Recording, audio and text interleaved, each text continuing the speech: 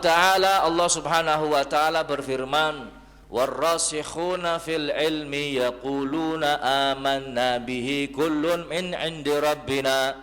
Warrasikhuna fil ilmi, orang yang kokoh, orang yang mumpuni di dalam ilmu, orang yang kuat di dalam ilmu agama, mereka akan berkata amanna bihi, aku beriman dengannya, kullun min 'indi rabbina, semuanya itu datang dari sisi Tuhan kami.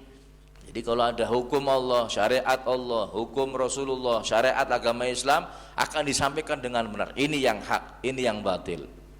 An Anas anna Rasulullah sallallahu alaihi wasallam suila 'anir rasikhina fil ilmi. Maka dari sahabat Anas bahwasanya Nabi Muhammad sallallahu alaihi wasallam ditanya, siapa itu ar-rasikhuna fil ilmi? Orang yang mantap, orang yang kokoh, orang yang kuat, orang yang dalam, orang yang mumpuni ilmunya. Faqala, maka Nabi Muhammad menjawab, man barrat yaminu, siapa yang benar sumpahnya, itu ulama yang rasikhun. Wa sadaqa lisanuh, yang jujur lisannya. Wastiqama qalbuh, istiqamah hatinya. Wa afa batnuhu wa farjuh, dan selalu menjaga kehormatan perutnya dan juga farjinya. Perutnya dijaga dari yang haram, farjinya dijaga dari yang haram. Fadzalika minar rasikhina fil ilmi, maka itulah yang disebut dengan ulama yang mantap, ulama yang kokoh, ulama yang mumpuni. Ini rasikhun. Wa qala ba'duhum, ada lagi yang berkata, sebagian mereka, ar-rasikhu fil ilm, orang yang kokoh dalam ilmu ini, man wajada fi ilmihi arba'ata asya, siapa yang di dalam ilmunya terdapat 4 hal. Yang pertama, at-taqwa bainahu wa bainallah, ilmunya ini menyimpan 4 hal. Yang pertama, takwa antara dirinya dan antara Allah Subhanahu wa ta'ala. Pertama. Yang kedua, wa tawaddu'a bainahu wa bainal khalqi. Dan yang kedua adalah orang yang mantap, yang mumpuni ilmunya adalah orang yang tawadhu antara dirinya dan makhluk Allah. Siapapun makhluknya, entah itu manusia ataupun hewan ataupun siapapun, dia akan tawadhu. Yang ketiga, waz-zuhda bainahu wa bainad dunya, dia zuhud kepada dunia. Artinya dunia enggak ditempatkan di hatinya, hanya di tangan saja. Yang keempat, wal mujahadata bainahu wa baina nafsih, dan bersungguh-sungguh melawan hawa nafsunya. Ini 4 hal ini. Ini ucapan ini diambil dari kitab Tafsir Al-Baghawi. Jadi ulama yang mumpuni ilmunya ada 4 hal. Yang pertama, takwa, dia takut antara dirinya dan Allah. Kemudian tawadhu kepada makhluk Allah, zuhud kepada dunia. Kemudian dia bersungguh-sungguh melawan hawa nafsunya. 4 hal ini termasuk ulama yang mumpuni ilmunya. Qultu wa min awsafihim, beliau Habib Zain bin Ibrahim bin Smith mengatakan, termasuk sifat-sifat mereka ulama akhirat, dawamu muraqabatillahi ta'ala, dawam senantiasa merasa diawasi oleh Allah, wal muhafadzatu ala khaufihi fi sairi ahwalihim, dan senantiasa menjaga takut kepada Allah di dalam semua keadaannya, wa dawamu sakinati wal waqar wal khusyu' wal khudu' wa tawaddu'i lillahi azza wa jal.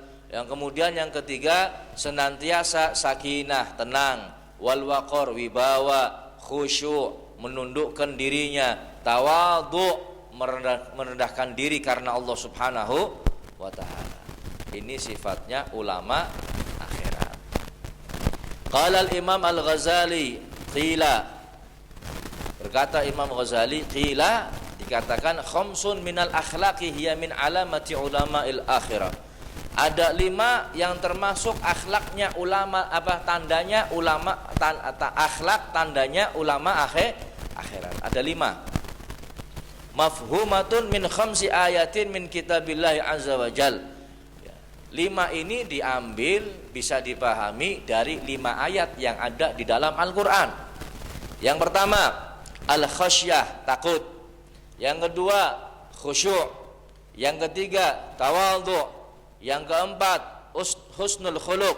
Yang kelima, itharul akhirah ala dunya, lebih mengutamakan atau mendahulukan akhirat ketimbang dunia. Atau inilah yang dinamakan dengan zuhud.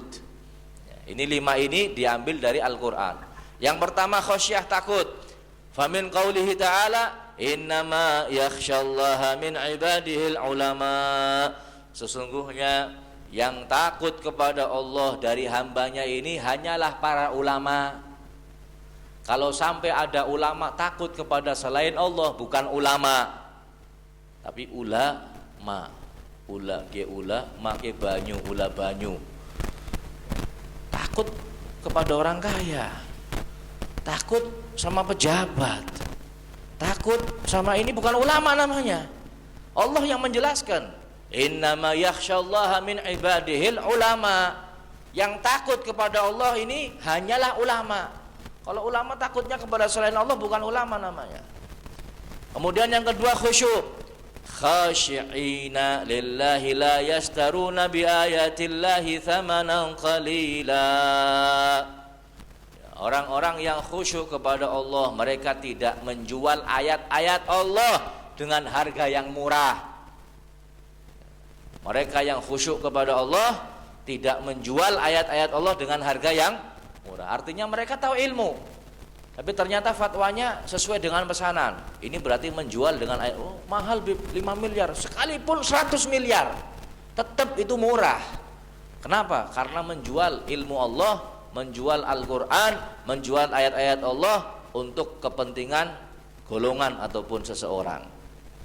Kemudian tawadhu diambil dari firman Allah yang berbunyi, wakhfid janahaka lil mu'minin. Rendahkan sayapmu kepada orang-orang yang beriman.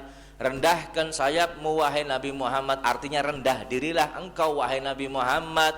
Kepada siapa? Orang-orang yang beriman. Kemudian husnul khuluq diambil daripada ayatnya atau ayat Al-Quran yang berbunyi, fabima rahmatin minallahi lintalahum.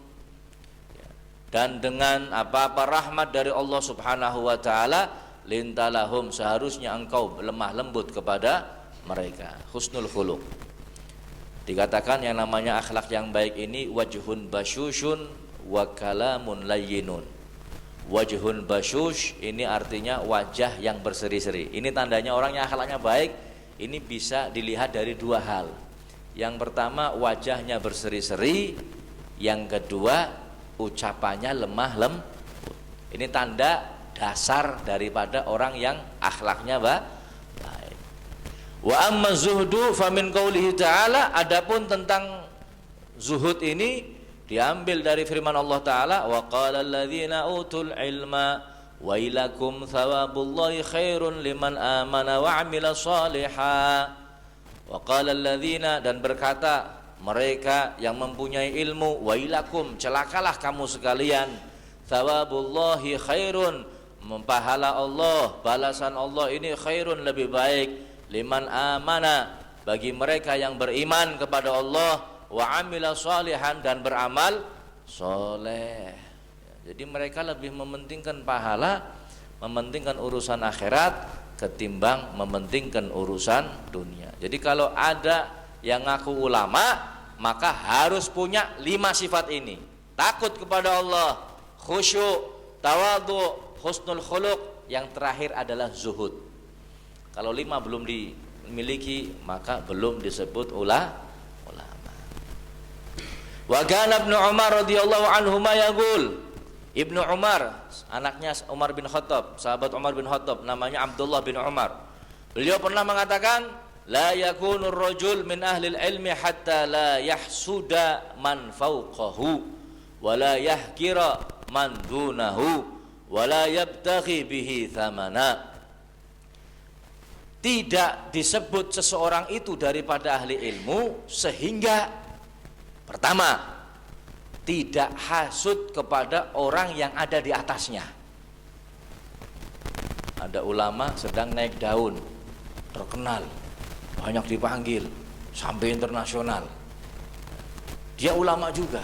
Wah, saya lebih tua, nyong luwih mumpuni, saya sudah hampir 70 tahun, itu umur 40 wis melejit namanya, saya nggak ada apa-apanya.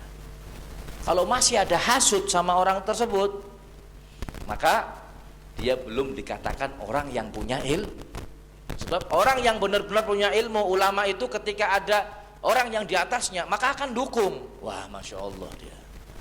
Tapi kalau hasud, wah kayak siapa nyong ge, pengalaman udah, saya mondok sekian puluh tahun, kata paling. Nah, ini kalau sudah hasud semacam itu, naudzubillahi min, maka bukan ulama dia.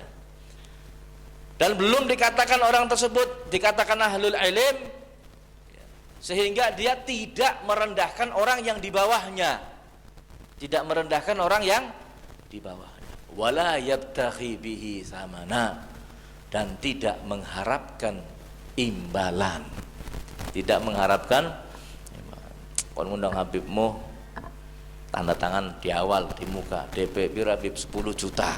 Nah, ini bukan ulama, ini bukan ulama. Jadi orang yang dikatakan tidak dikatakan ahli ilmu kecuali sehingga dia ini tidak hasud kepada orang yang di atasnya, tidak merendahkan orang yang di bawahnya, dan tidak mengharapkan imbalan.